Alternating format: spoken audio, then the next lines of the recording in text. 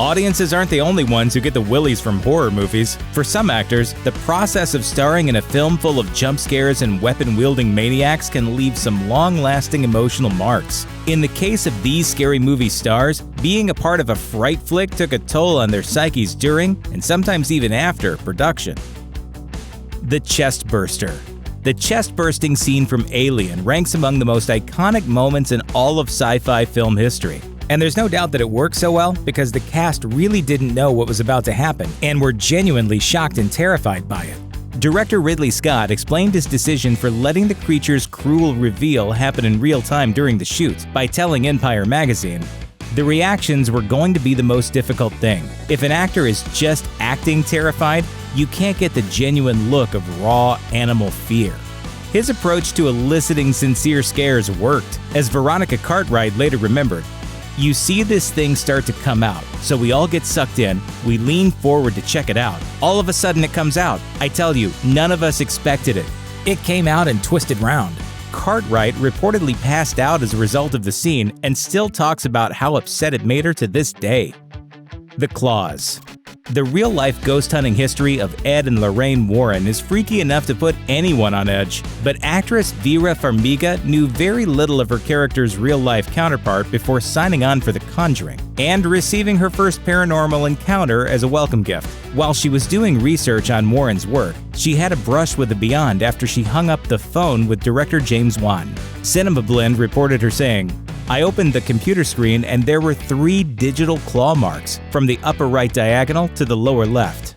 It wasn't enough to steer her away from the movie, but the haunting experience did follow her through to the film's end. The day after she finished shooting the first film and returned to her home in New York, she woke up to find something even scarier: 3 claw-marked bruises on her thigh. Even though she chose not to give in to the fear of the moment, she said she had to build up an emotional armor to deal with what she experienced with those series of scratch marks. The curtain.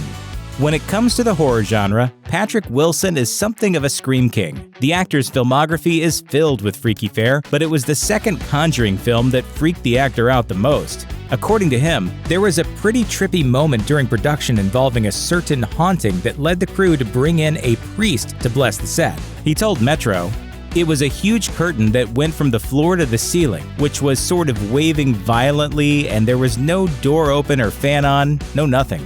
You didn't even hear any air, but you watched these curtains sort of violently going." Wilson considers himself a skeptic, but this moment may have gotten the better of him because he's admitted to believing his own house might be haunted now. He told The Independent, "I've heard people on 2 different occasions say they've heard kids' laughter in the middle of the night in my house. Perhaps he should do a few more comedies in between haunted house picks." The Visitor. James Brolin was initially unsure about the 1979 adaptation of Jay Anson's true story-inspired novel, The Amityville Horror. "I didn't realize what I was getting into." He gave the book a look and got so frightened by what happened to him mid-read that he accepted the gig right then and there. Brolin explained to the AV Club, "I would hang my pants on the door of the bedroom, and all of a sudden the pants fell off the door and onto the floor. I was at a scary part of this book, and so it surprised me that I started laughing after I recovered and said, I've got to do this movie."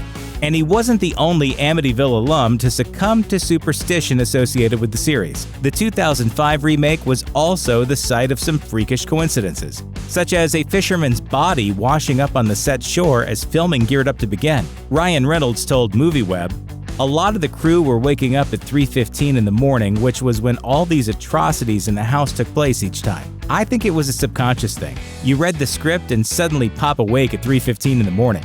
Even if it's just a coincidence, it's still creepy." The Box. He might be playing a savage, bat-slinging brute of the zombie apocalypse in The Walking Dead, but Jeffrey Dean Morgan got pretty worked up over his time on the set of The Possession. He admitted to being so freaked out by the real history of the Dybbuk box that they made sure not to take it lightly during filming. He told IO9, "There was some weird goings-on set.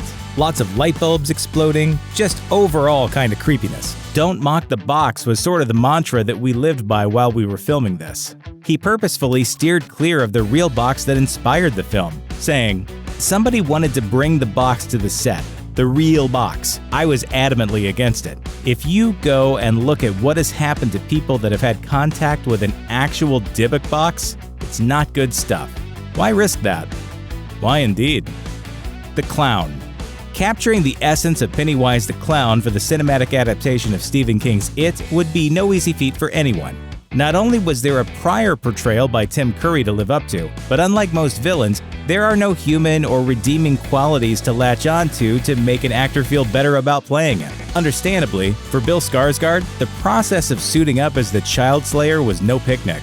The actor has said that the process of spending time with this character was like a destructive relationship that he was relieved to end when his part wrapped. Even putting away Pennywise's costume wasn't enough to keep the bad vibes at bay, though.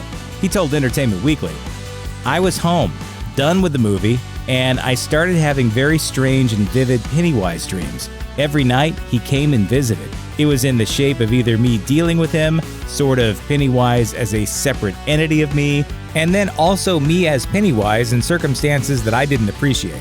Like, I'm Pennywise, and I'm really upset that I'm out in public and people are looking at me." Sounds awful. But it couldn't have been too bad. Skarsgård signed on to reprise his role for It Chapter 2. Thanks for watching. Click the looper icon to subscribe to our YouTube channel. Plus, check out all this cool stuff we know you'll love too.